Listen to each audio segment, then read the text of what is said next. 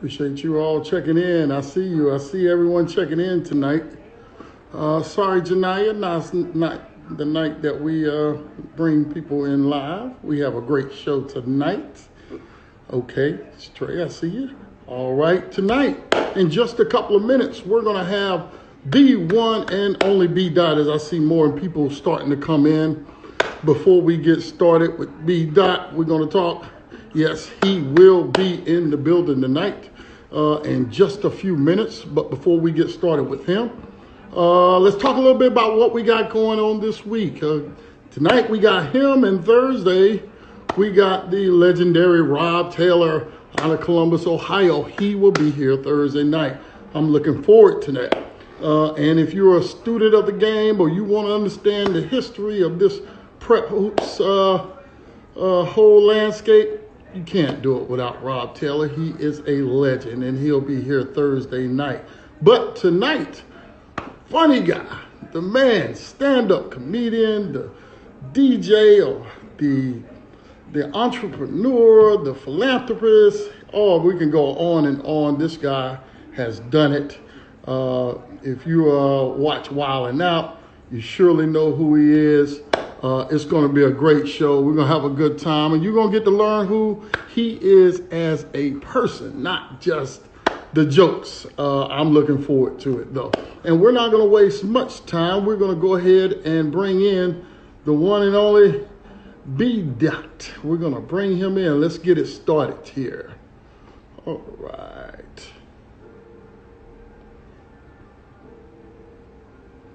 Okay. All right, come on. Let's get B-Daht in the building. Yeah, he's going in. He's coming. He's coming. We got him tonight. Yeah, we got Rob Taylor coming in Thursday. That's another one I'm looking forward to. But tonight, you're going to have a good time because we got the one and only Mr. Wild 'N Out himself. What's up, B-Daht? What's happening, folks? What's going on, my brother? How's everything? Life is good, Coach. How you doing, dog? Man, everything is great. Everything is great. You just finished up a show? Just finished up, man. I do it on Tuesdays and Thursdays. Me and my partner, Deron Wan, we do an IG Live DJ showcase. And we had that joint cracking tonight. I want to give a big shout out to my son, man. I saw my son on here chiming in, Isaiah. That's my dude, man. I love you very much, my guy, man. You know, thanks for watching, as always, man. No question. I got to get the shout outs for the love of the people. Absolutely. Man. Absolutely. Yeah, man, I'm excited to have you, man, because everybody's been talking about, you know, this funny guy. You got to see him over Wild 'N Out, you know what I mean? And after looking you up, man, you were hilarious, man. But I know who you are, but for the people that don't know, why don't you tell them who you are? I'm B-Daht, man. You know, I was born Brian McLaughlin. I'm from St. Louis, Missouri, by way of Greensboro, North Carolina. I grew up in Greensboro, right up the street from A&T, East Side all day, Cumberland Courts. I'm Isaiah and Ryan's father. I'm Carla's husband. I'm Irene's son. I'm Melissa and Jeff's brother. You know, I'm just a black man out here trying to be as successful as everybody else, man. I was just given the gift to entertain people, man, and make people feel good when they're in my company. And, you know, I'm a very blessed individual, Coach. Nah, that's good stuff, man. And to stay humble like that, you know what I mean? Because as I was reading up on you, man, you're just a humble guy and look out for your people. Now, you mentioned you grew up in Greensboro, right? Mm-hmm. What was that like? You know what I mean? I grew up. I was not very athletically inclined, Coach. You know, like, but I had heart though. I was that kid out there that's gonna give you 110%, but right. You know he gonna sit the bench. Like you just know that going in. But on the bench, man, like I got to see the game from a dope perspective because I went through the hardships of practicing in basketball, practicing in football, but not necessarily the reward of the playing time. But I learned that brotherhood, that camaraderie, that discipline that you learn from those sports. You know what I'm saying? Like, so I always enjoyed that. Like, so it wasn't about necessarily being able to be the top athlete or the one that they're cheering for, but just being the jokes on the bus, the trips to the games. Right. I always have enjoyed that camaraderie, man. Like even on Wild 'N Out, like when we're up there rehearsing and stuff, like just that camaraderie, like going on and doing the show, that part is great. But the camaraderie that builds up to that before you can get to the opponent, that's the part that I always love, man. Like I've always been real people oriented. Like I'm at my worst when I'm by myself. You know what I'm saying? Like I need people around me. It gives me strength. I need an audience. You know what I mean? That type vibe. And growing up, I knew that growing up. Like I was always the class clown. Got in a lot of trouble because of it. You know, Right. I stayed in an ISS or stayed getting my butt whooped. You know what I'm saying? Like, but I didn't Right. know that I was honing skills of being entertaining. You know what I mean? Like, and Right. you know, growing up, man, like I didn't know that we were poor. You know what I mean? Like Christmases were still Christmas. Birthdays were birthdays. Mama broke her back to make sure me and my two siblings had pretty much everything we wanted. We might not have got Jordans, but we would get some nice ass British Knights. You know what I'm saying? And the British Oh Knights. wow, British Knights. Wow. Yeah. What you know about them BKs Right, though? man. What? You know, so I mean, like I grew up in a very loving house. Like my mom always challenged us to dare to be different. You know what I mean? Like don't try to be like everybody else. You know what I'm saying? But like I didn't grow up the most attractive.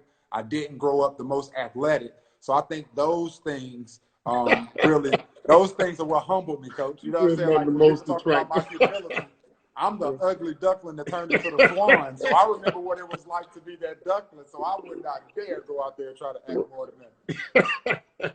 Right, right. Well, you know, growing up in Greensboro, and then, but you went to Winston-Salem State, and I read, you know, how that shaped a lot of, you know, who you are. What was the experience like of being at a HBCU, and how it shaped you today? And not only that, what would you, or why would you recommend it to kids that are trying to choose a college choice? Again, man, like I'm real on that togetherness. I'm real big on that family vibe, that energy of everyone being together. And that's what you get at a HBCU, man. Like, you know, by the time I got to Winston-Salem State, I was already a felon. I had been kicked out the house. I really didn't know what I was going to do with myself. I knew that I liked entertaining, but I was just real lazy. I had really mastered a lot of negative habits on just to get by with the bare necessities. You know what I mean? Like how to just averagely get by, whether it was my GPA at school, C average, or just making enough money to pay the bills and enough to get a couple cigarettes back then when I smoked and stuff like that. Like I really had no drive. I really had no direction. And my stepdad, who was married to my mom at the time, he kicked me out the house. Like, you know, like you're 19 years old. You're not going to be living up under this house. You got to get out. And I remember being super angry, like, Mom, how you gonna let this dude, like, how you gonna let him kick me out? You know what I'm saying? Like, and really being angry with him. And it was really the best thing that ever happened to me. Like, because my mom, you know, mom's been their nurturers, you know what I'm saying? They're maternal. So she would have kept me in the house as long as I would have wanted to That's stay right. there, because she That's couldn't right. imagine kicking me out and what would happen to him. But Kroom knew, my stepdad, he knew all he gonna do is fight or flight, one or the other. Like like something's got to shake, you know. That's Like right. so, from that perspective, I chose what college I wanted to go to based off of. I didn't want to go to A&T because I felt like I had already gone to A&T, right? Like I was already running the yard. I mean, you know, running around the yard over there and all up in Barbie Hall, and like I was already. So I wanted to go somewhere that was different, and Winston-Salem State University provided that. And I had my bumps and bruises at Winston-Salem State, man. But when I tell you, like, I really became a man and really found out what it was that was my blessing and my gift to the earth at Winston-Salem State. And I just appreciate people like Chancellor Martin, Chancellor Harold Martin. He was the chancellor at Winston-Salem State. He's now the chancellor at A&T. But he was the first one that actually said, yo, I love your energy, because I was hosting all the events at Winston-Salem State. And you know, like I was just different. And on some fronts, you need that ratchet version. You need them curse words. You need that energy. Right. But on other situations, you needed it more professional. And I was able to provide both of those. And the chancellor at the time recognized that and asked me would I be interested in bringing that energy into the press box. And that was my first time in really being like, this is dope. Like, this is something I really enjoy doing with a microphone and just controlling the energy of people and I really took a liking to that. And from there, like, I just started hosting everything. Like, I was hosting shows, fashion shows, comedy shows, whatever it was to host. If there was a microphone, I was there at Winston-Salem State. And that's, and you have mentors. Like my mentor, rest in peace, Logie Meacham. Lorenzo Meacham was a teacher there. And I remember one time, it was my freshman year. And freshman year in college, you just realizing that you ain't got to go to class if you don't want to. You realizing that you can have girls sneak and spend the night if you want to. Like, you're really starting to smell yourself as a young man. Right. And I remember skipping class with one of my partners, and we was in his room getting high, smoking some weed. And while we sitting there smoking, it's a knock at the door. And I'm like, who is it? And he's like, it's Meacham. And I'm like, this is our professor. The class we're skipping right now, that professor has come to he's in Brown Hall on the 5th floor, knocking on. First of all, how does he know where we are? What is he doing? So we're trying to throw the weed out and spray the air freshener. And we open up the door, and Meacham walks in. And Meacham walks in, and he don't say nothing. He takes off his hat, and he sits down on the bed, and he puts his hat on his knee, and he just looks at me and Slim. And we don't know if he's about to tell the cops on us. We don't know what's going on. Right. And he just tells us that we have a remarkable opportunity to be great. He asked us who from our family has graduated from college, and neither one of us had an answer. And the fact that we could have been the first generation to graduate from college, a 4-year university in our family, that was a big deal. And we were wasting it on getting high during class time. And he told us that when we didn't come to class, he asked the class, if anybody can tell me what room they stay in, I'll let y'all leave. Man, they gave him our room number so fast, Coach. They gave him our number so fast. So he let them all leave, and he comes to and like, for your professor to have that much care, right, to come to your dorm and to talk to you like that, like even in that moment when he left, we were just like so shocked that an adult would come to us and not rat us out, not chastise us, but really just daggone tell us that he was disappointed and that we could do better. And like we didn't miss another one of his classes. We missed other classes, but we didn't miss that class because the respect that he gave to us, we gave him that same respect. And and you see stuff like that. Now, I'm not saying that doesn't happen at PWIs. I wouldn't know. I've never attended a PWI. But I know it's going to happen at an HBCU because the people there, the professors that are there looking at you, see themselves in you. You know what I'm saying? Like, and you will never go to an area where you see that many beautiful Black people all at the same time again in your life. I went to Winston-Salem State for 6 years, count them, 6. I didn't do the 4. I threw me 2 more years on there. 6 years. And since I've been gone from Winston-Salem State, I have never been in a situation where you see that many gorgeous Black people all at the same time. You got to understand, these people are looking their best. They're exercising because they're walking back and forth to class, going up and down them steps. You know what I'm saying? Like, the women are looking their best. The guys are most, they're looking their best. Like, and it's just it's like the HBCUs are like a fraternity or a sorority within themselves. You know what I'm saying? Just that demographic.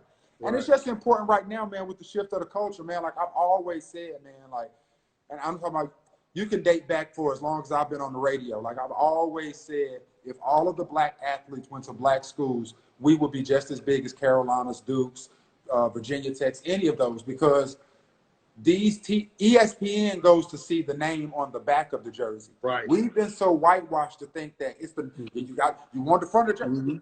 ESPN don't give a damn if the front of your jersey say Canucks.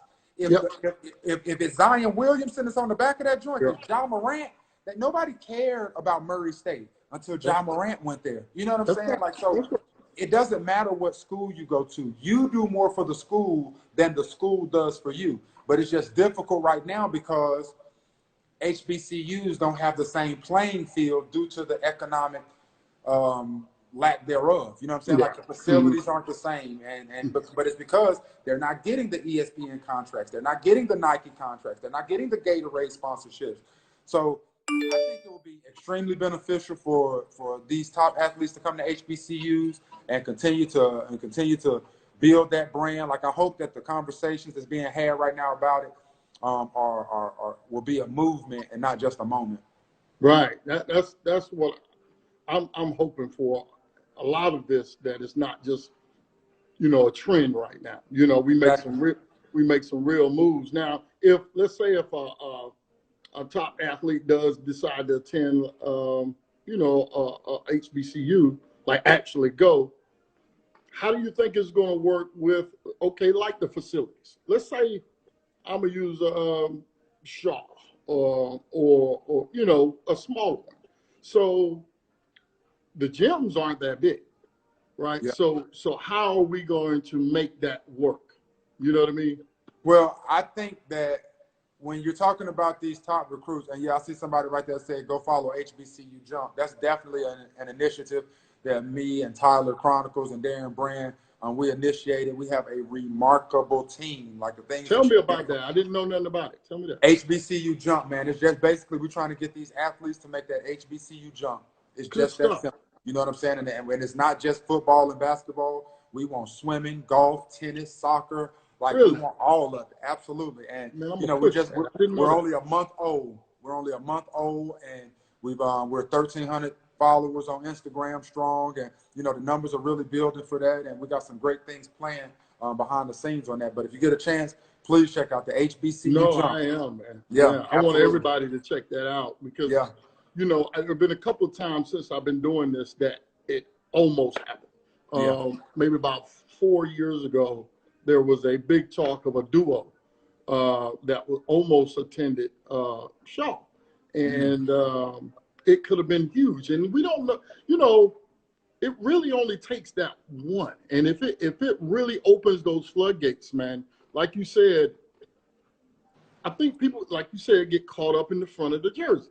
You know, Yeah. it's just like I tell kids with tournaments or directors with, you know, that of these organizations. The college coaches are going to go where you are.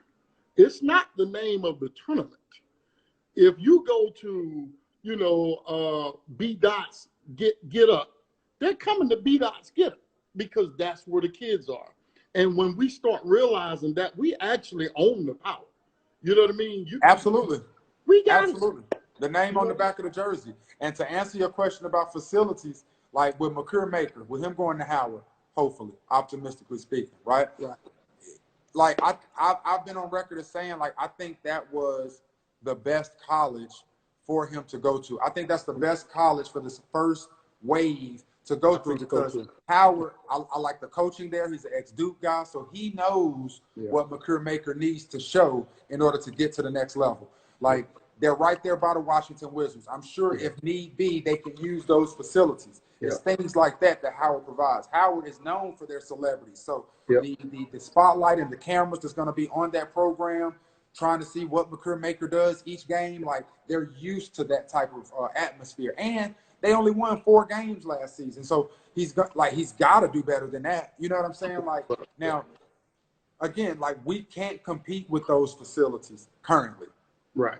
It's just not realistic. But the players coming in, they have to understand that. And then the coach that's bringing these players in, they have to understand that. And they have to give them viable options so that won't be too much of a flop. The biggest thing the HBCU Jump tries to promote is that experience that you get at an HBCU, right? Like, that's going to be totally different from a PWI. You know what I mean? Like, homecomings at HBCUs are totally different from homecomings at PWI. Absolutely. You know what I'm saying? Like, the way you're treated on campus all year long versus when it's subjected to just your sport of influence.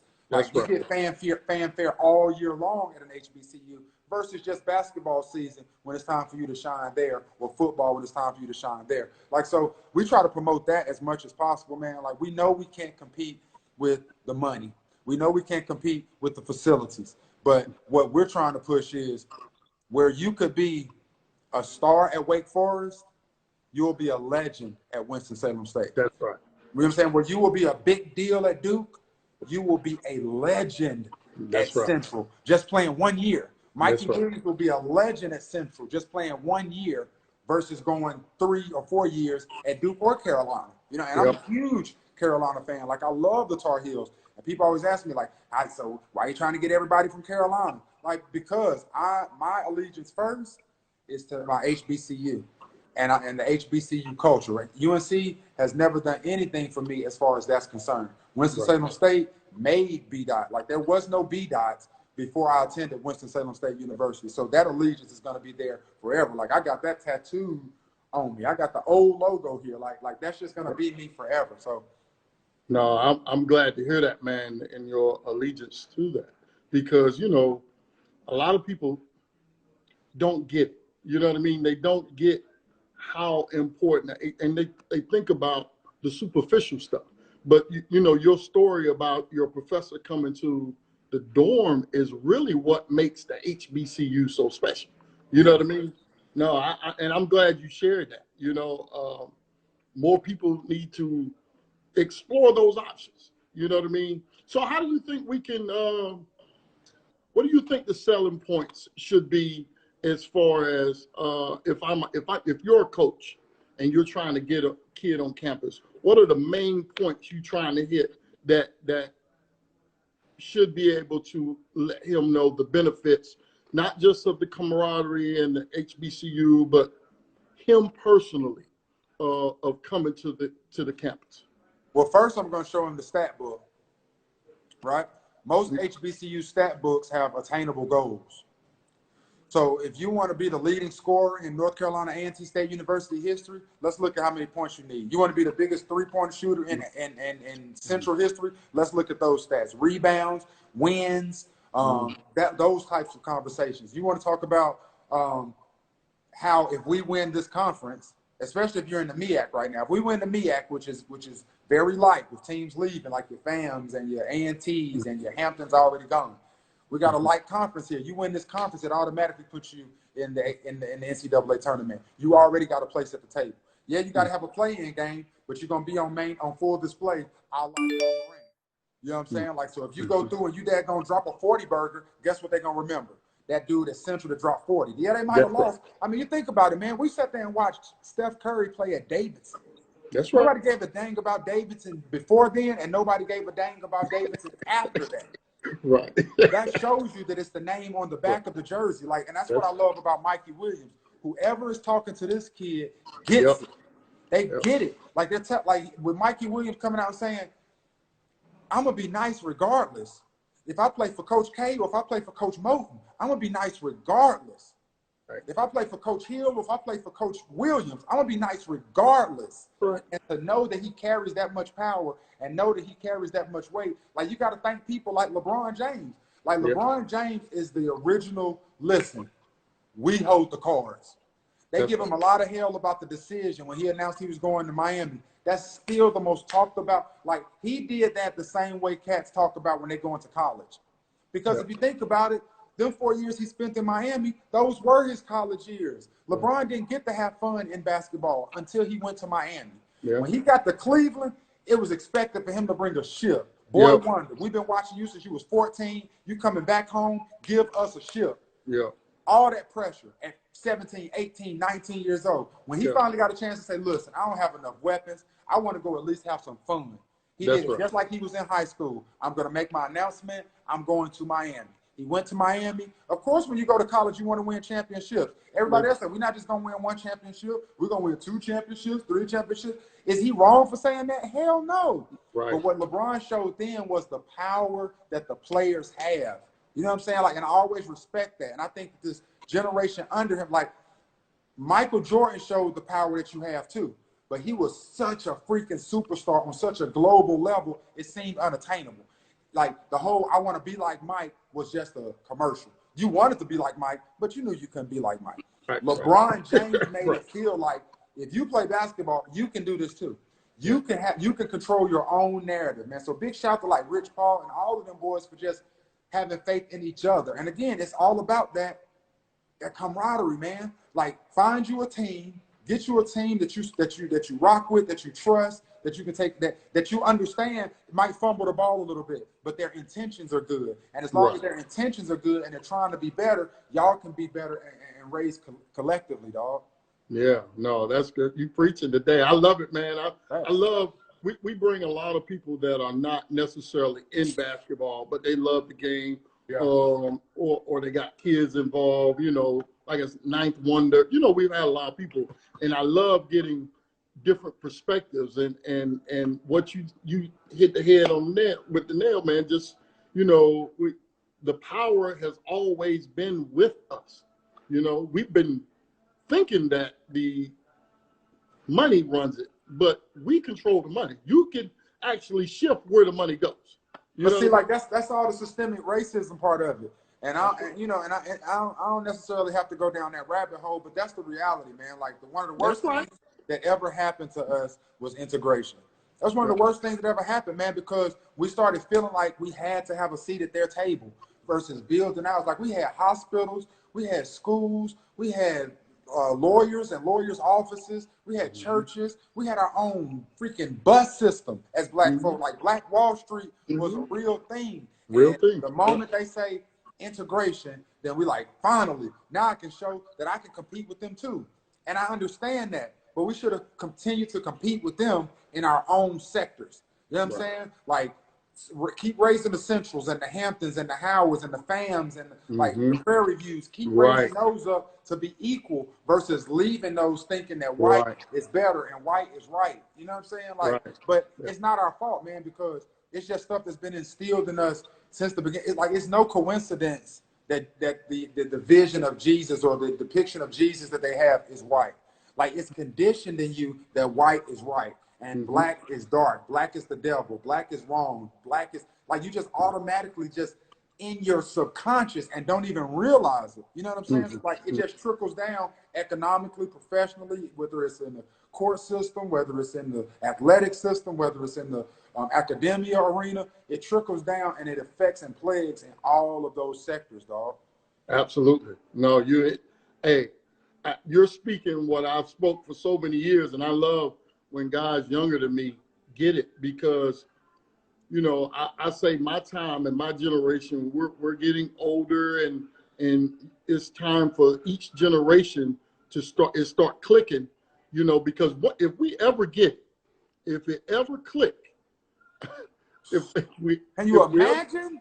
Oh man, if we ever get it, you know, and you know, Terry Crews saying that, oh, you know, we want to don't let this think Black Lives Matter means Black lives are better. That's not what we're saying, and that obviously shows he don't get it. You know what I mean?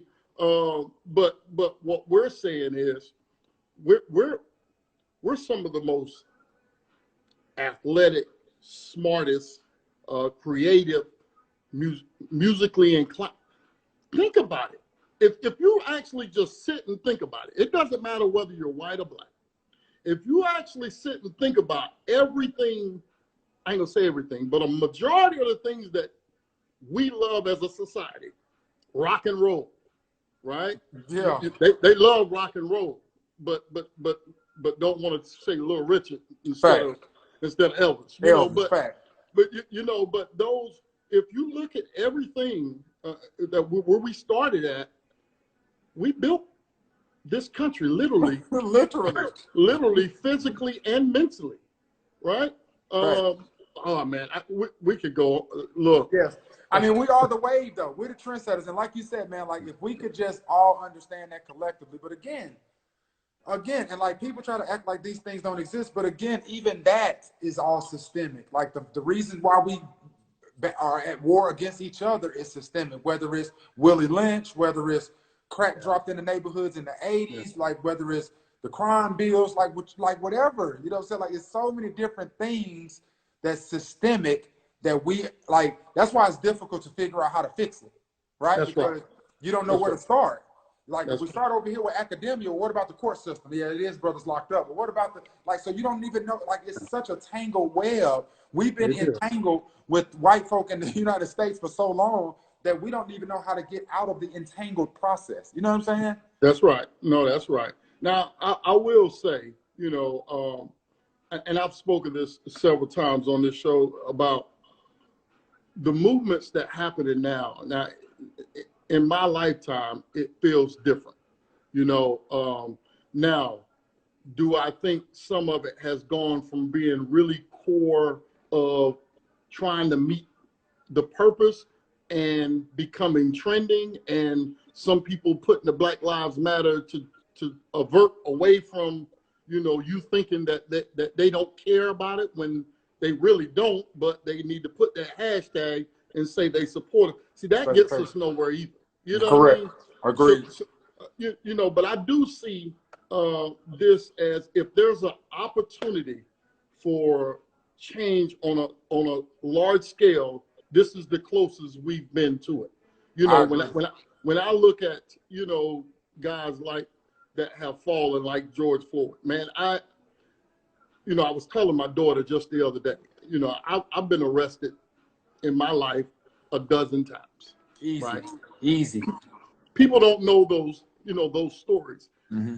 The first time I had a gun pointed at me, at my head, was at 11 years old by a police officer in Coney Island, New York. Didn't even realize how that changed my whole mindset and my fear of the police at 11. Didn't realize how it would affect me the rest of my life, that at 48 years old, I'm talking to you about it to this day. That's how they don't get the trauma that we've been through. You know what I mean? There's real trauma out here, B.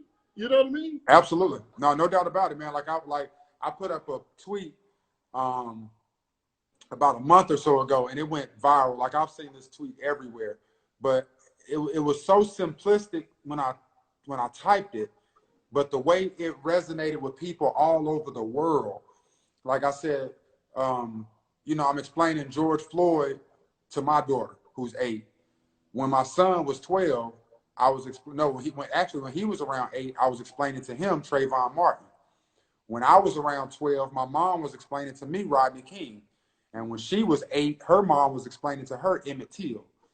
And for every generation, we're learning about somebody else another black person being killed for no reason, or being beaten for no reason. And it's something that you have to have those conversations about racial inequality with your children before you have to have this talk about the birds and the bees, bro. Yeah. That's unreal. White people don't have to understand that. White people aren't telling their kids about racial inequality before they're talking about the birds and the bees. That's on a level where you can be a victim of racial inequality. They might be saying, oh yeah, there's some racists out here. We're not one, but they're racist, Johnny. They're not talking to you from a position of, listen, when you get pulled by the cops, you keep your hands 10 and 2, and you roll down your window, and you put your hands out the window until the cop walks up to the door. That's right. And those are the instructions that I've been giving my son.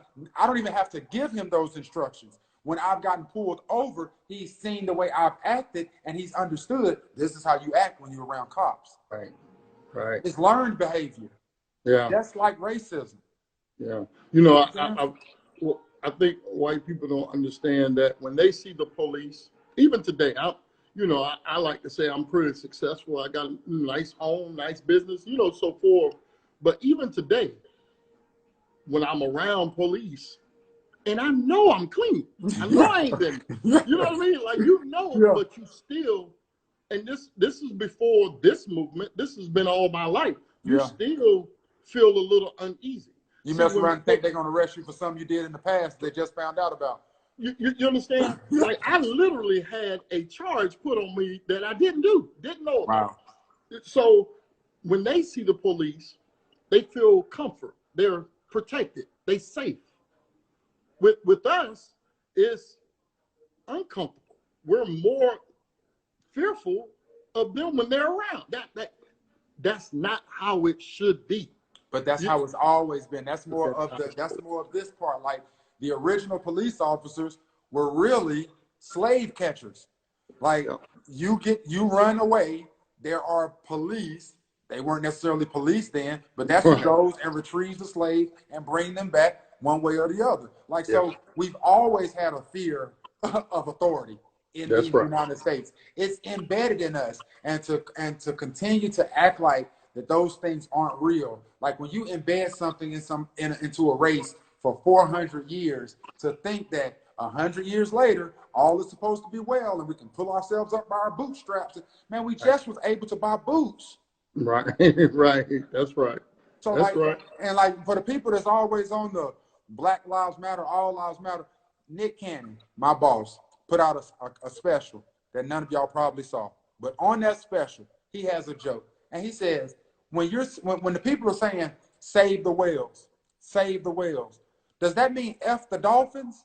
No, it doesn't mean F the dolphins. It means we're focused on these whales right now because they're hurting. The whales are in danger. Let's focus on the whales. Dolphins matter, swordfish matter, but we're going to focus on the whales. It's that type of common sense. During Breast Cancer Awareness Month, you don't scream out, hey, what about pancreatic cancer? Like, we're talking about breast cancer right now. This is Black People Awareness Year. That's what we're doing right now. Black People Awareness Year.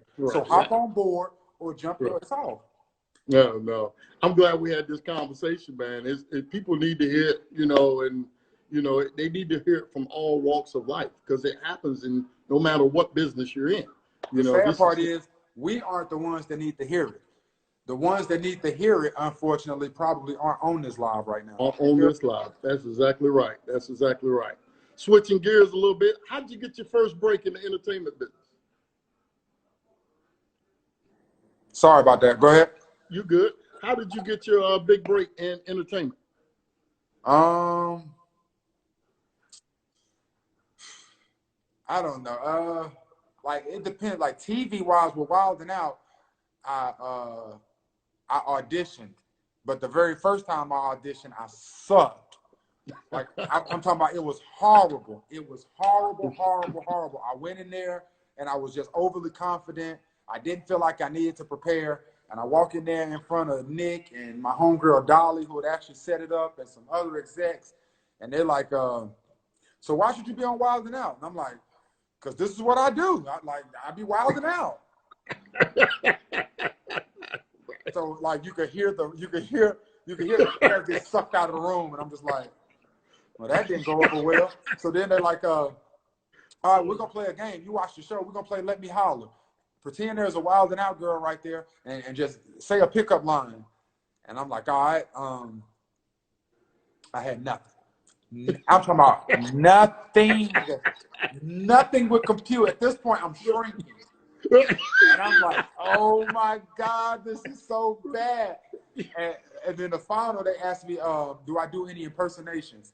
And I really didn't do impersonations, but I was doing prank phone calls on the morning show. So I had a couple characters that I had done on there. And one of the characters was this character named Lil Prison. And Lil Prison was a dude who had got locked up, but now he was out. He was trying to daggone fix his life by working with the kids.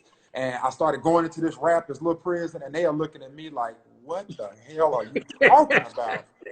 And I mean, man, I remember walking out that damn room, and they was like, we'll be in touch. Really? And I walked out the room, and I went with Chico Bean. Bean, that's my brother. Mm-hmm. And as I'm walking out and he's walking in, before I could close the door, you hear the loudest laugh you've ever heard in your life. All of them in unison. Ah! And I'm like, what the hell did he just say? Now, mind you, I rode to the auditions with Bean. So we're riding home from the audition. Bean is on the phone with his mom, telling her how good he did, but not trying to hurt my feelings. I'm on the phone with my girlfriend, now wife, trying not to cry in the freaking car because I know I just sucked it. It was horrible, man. So like that next year, we had already been doing shows called Freestyle Funny. It was a Freestyle Funny comedy show with me, Brand, Bean, and Drankins. It was a 4-man show. We would do stand-up and improv games in between the sets. And when Bean went up to Wild 'N Out, he would call me. He'd be like, bro, everything we do on Freestyle Funny is all the stuff that we're doing up here on Wild 'N Out, bro. Like, you can do so this, he got on. Yes. He killed. I died. There was a death both ways. Oh, okay. So the next year, they had auditions in L.A. Mm-hmm. And I booked me a one-way ticket to L.A. One of my homies was a DJ out there. He let me sleep on his couch. And I was like, yo, man, like, I'm not going home until I damn smash this audition. And I remember going into the audition and Nick seeing me when he pulled up. And he was like, you back? And I was like, hell yeah, I'm back. I'm going to kill it this time. And I went up in there, man. I'm talking about I smoked everybody's boots in that damn audition, man. Like, I'm talking about I was first 48 and fading cats. And I was just a lot more prepared, a lot more confident. And then I made it, man. I did 3 seasons. And then I just went back last season on season 16 and did a couple episodes. And, you know, like, Wild 'N Out was really was a real success for me. But I wouldn't necessarily consider that my first on a national level. That was my first piece of success for the national world to see me. But my first success really was at Winston-Salem State hosting the Mosaic show. Like the very first event that I ever hosted at Winston-Salem State was a Mosaic modeling show. And I was just so happy. And I really felt like I found my vibe. I found my lane hosting from that show. And just the reaction that I had gotten on the yard the next week, like, yo, bro, you killed that, but you were super funny, man. You should host all the shows and stuff like that. That I would consider a level of success. Hosting or doing the PA for football, like just the very first time I got in that press box and cracked the mic and just said, Ram fans, make some noise, and just hearing that energy and just feeling that erupted, like that was a level of success. I've really, really had a lot of great moments as far as my career is concerned, man. Like, so it's hard to say my first success, but I guess those are a couple.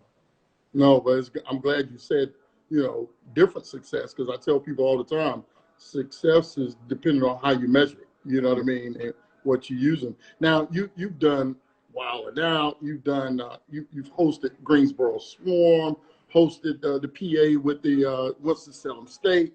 You've been on Comedy Central.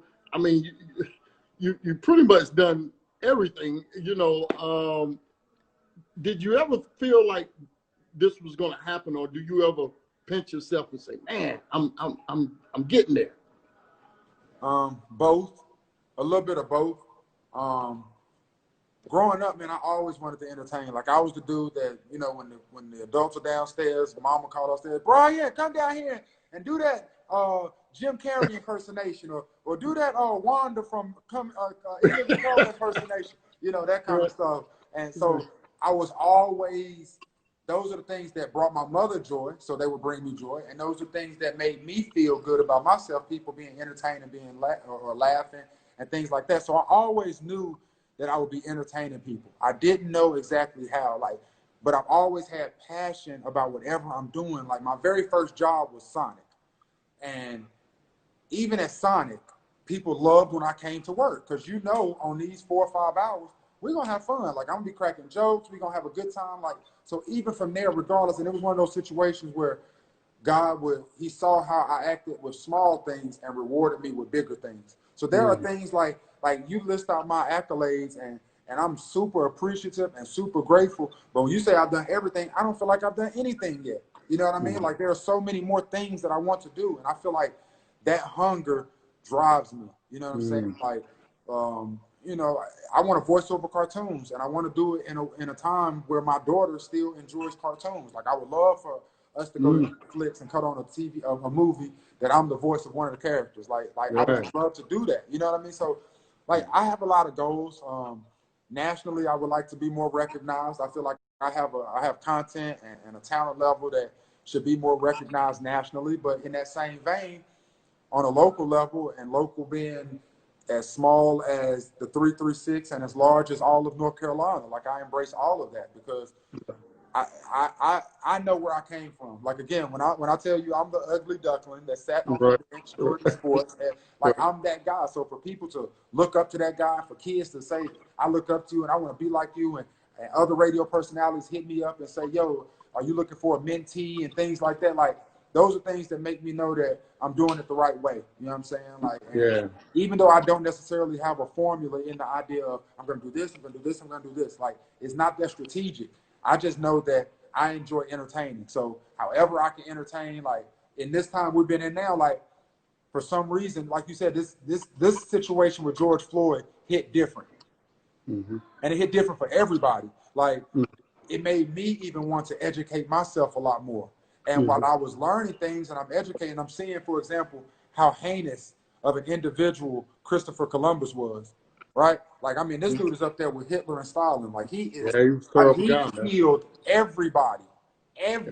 Like, when he came and took over the land, his men wouldn't even walk. They would be carried by the Indians, and they would cut skin off the Indians to see how sharp their knives and blades were. Like, he was vicious. And for him to have a holiday that we recognize and get off of work for, yet Juneteenth is not recognized across the country. Like, when I started reading stuff like that, I'm like, dang, like, I didn't know that. Like, maybe other people didn't know that. And at first, I was embarrassed, because I felt like, dang, bro, you grown as hell. You got kids. You should know this stuff. But then I was like, where would you learn this stuff? Like people always say, to keep stuff from a black person, put it in a book. But the reality is you don't even know what books to read. Or you're just going to walk in the library and read all the books? No, you need to know what information is in what books. And we should know about the cabin of Uncle Tom's Cabin. We should know about books like that. You know, like, but we don't. We aren't taught about stuff like that. So when I started wanting to educate myself on Juneteenth and the dates and the 4 girls killed in Alabama and in the church bombing, so I just started a hashtag. I didn't know, maybe you didn't either. And like one of the most important things that I've always done in my life is try to be as vulnerable as possible. I try to be as transparent as possible. And that's why people gravitate towards me, because they feel like they know me. Like they come up on me, they're like, yo, how your son doing? Yo, how your daughter doing? Carla good. Like they feel like they know me because I share so much. So from that perspective, I was embarrassed that I didn't know certain stuff. But then I was like, nah, man, just be vulnerable. Just let them know you didn't know. And the important thing about you not knowing is now you want to know. Not that you're comfortable just not knowing. And you would be surprised at the wealth of knowledge that I've started to consume and the way that it's affected other people that search the hashtag. I didn't know, maybe you didn't either. And it's just so much stuff on there. I'm finding black businesses. Like I didn't know it was black gas stations in Greensboro. I didn't know it was black beauty supply stores in Greensboro. Like I'm finding all of these things out. Like, and I'm just educating with that. Like, and I'm an orator. So I just have the gift of translating in a way where it's received by the masses. And like, that's good stuff, man. I'm, you know, people like yourself that have influence, you know, those are the type of things, if you know it, speak it, you know, because somebody don't know, you know, and if you say it, they listen, you know, and that's the beauty of having a platform that you have. Another thing I read about you is that you're a philanthropist, you know, and you do a lot in the community. And I think people need to know that as well. And if I read it right, you said the motto at Winston-Salem State had a lot to do with it. Enter to learn and depart to serve. Why don't you talk about that a second? No, that's real. Like, you know, we're in an era where, you know, everybody wants to do it for the gram, or do it for clout, do it for social media and all of that. Like, so I don't put, you know, a lot of things out that I do, but I'm heavy in the community, man, because I'm from this community. And enter to learn, depart to serve is real for me. Like, for all of the Rams that graduate, like, because we enter there to learn, and you go through so much. When you come out, you realize what purpose you have and what aspect you're supposed to serve in. And mine personally is just the enrichment of our people. You know what I'm saying? Like black people, especially black men. Like no disrespect to my women. Like, but I'm not a woman. But my job is to educate our black men so that they can treat our black women better. You know what I mean? Like that type vibe. And you know, I get a lot of slack because I work at a hip hop station, and a lot of the music we play is super, super, super detrimental, and it's opposite of, you know, what I preach sometimes. But the reality is I don't control the music. That machine is way bigger than me. So the only thing that I can try to do is operate in between those songs. After you hear the baby talk about putting it in the headlock and dropping off the dresser, then I come through and let you know about the protest that's happening in Alamance this week and how you should be a part of it. You know what I mean? Like those are the only things that I can try to do. Like what they say, put the sugar in the medicine. You know what I'm saying? Like try to figure out a way to suck you in so that I can give you this. You know what I mean? Like, and I'm in the streets. I really like to focus on teenagers from 13 to 19, because I think those are real formative years in the transition to being a man. I feel like you go through a lot of confusion and questions. You don't really know, especially when you're coming from a single parent household with no male influence in the house. You're looking for something to give you that direction. What means a man to you usually is if you can fight, or if you having sex with a bunch of chicks, or if you got the new shoes on. And really, when you grow up, you realize that none of that mean nothing. Because when you fight somebody, all you're going to do is end up going to jail. You have sex with a whole bunch of women, all you're going to do is crush a lot of hearts. You got a bunch of shoes, it doesn't matter because everybody got the same shoes. Like, so none of that stuff matters. Like, trying to instill integrity and discipline and good morals and respect and the golden rule, do unto others as you would have them do unto you. Things like that, man. Like, those are the things that I think are essential. And those are not necessarily the things that were strengthened to me when I was growing up. And I really nurtured and matured or mastered a lot of bad habits. So I feel like it's my duty to serve my community by trying to unravel some of that, bro. Man, I'll tell you, this has been one of the greatest interviews because you dropped so much knowledge, and and like I told you earlier, I wanted them to get to know Brian. Yeah. They get to see B-Daht entertained, but Brian is a very educated dude that has a lot to offer. You know what I mean? And reading up on you. Every guest I have, even some friends that I've had for years, always research them because there's other things that I want to know about them. And reading and learning about you, man, is great to know that young brothers like you are out here instilling those type of educational principles to so many people, man. And I want to tell you, I appreciate you so much for that. And I appreciate you for coming on. Now, before we let you go, now everybody that watch our show know before we let you go, we always end the show with a little something extra. We always have a game or two for our guys that come on, and I got one for you. Okay. It's called Who You Got. Who you got, B-Daht? Who you got? Who you got? Who you think is funniest in their prime? We're going to start it out. All right, who we got first? We got Richard Pryor or Red Fox. Who you got? Who you got, B-Daht? I got to go with the legend. I got to go with the GOAT, Richard Pryor. Anybody that set themselves on fire smoking crack and then get on stage and talk about it, right.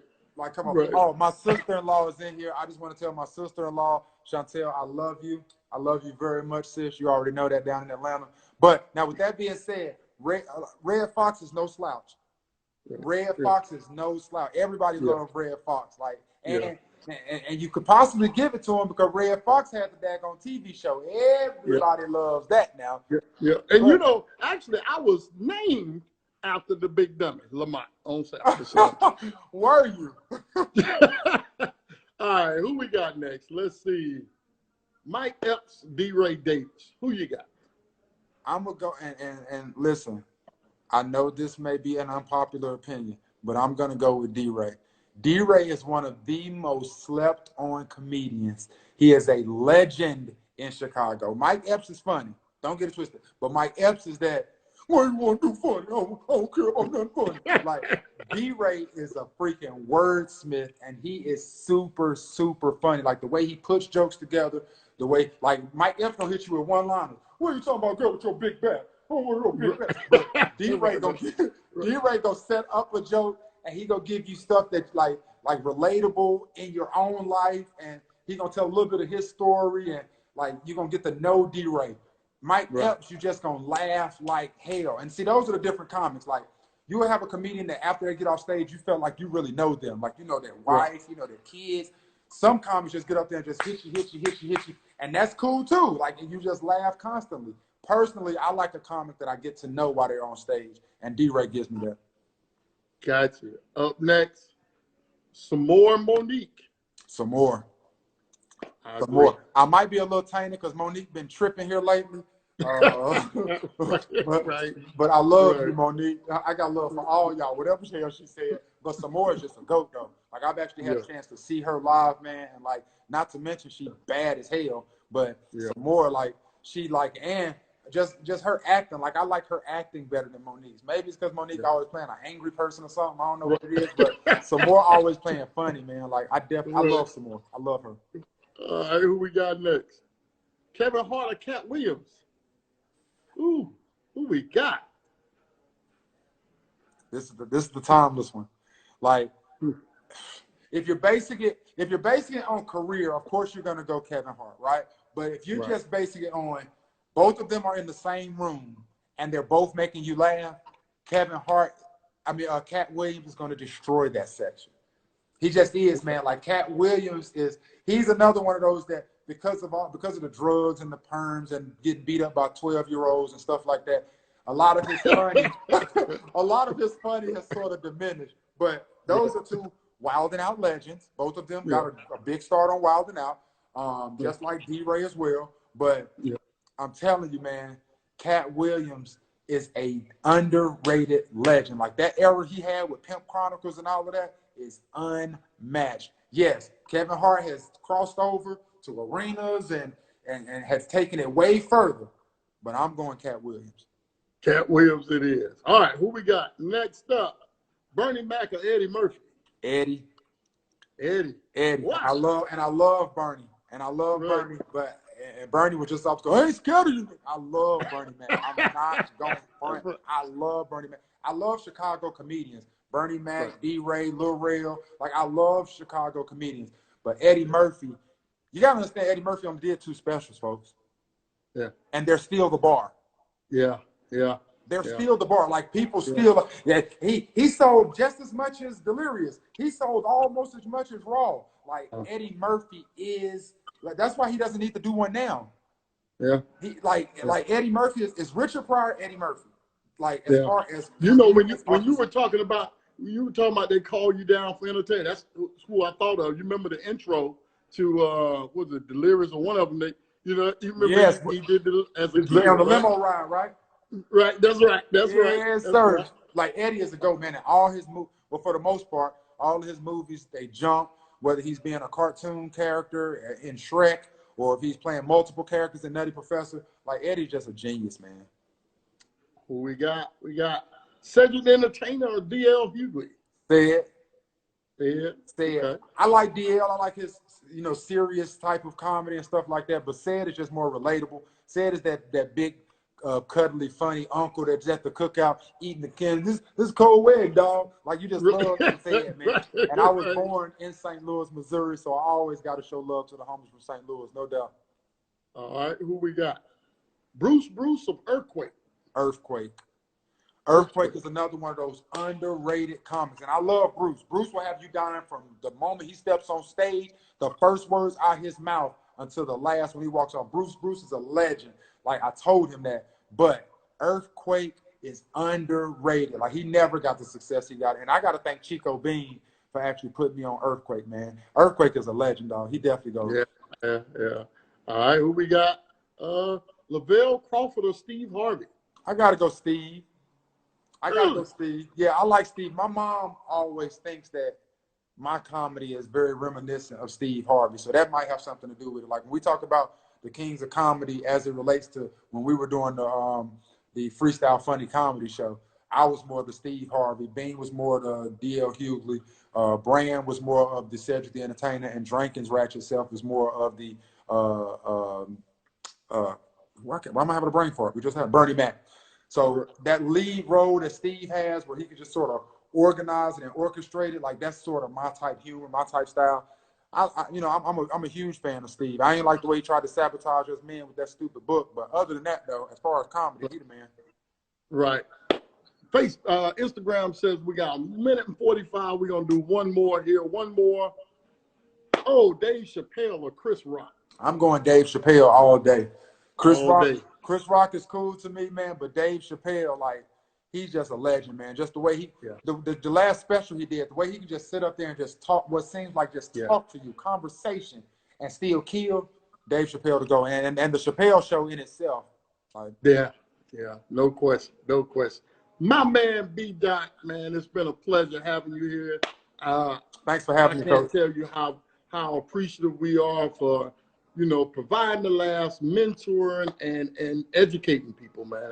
You keep doing what you're doing, man. You have an ally in us. Anything you need, please give us a call. I'm here for you. You got my number, man. Yes, sir. And now you got a little hooper on the way. Yeah.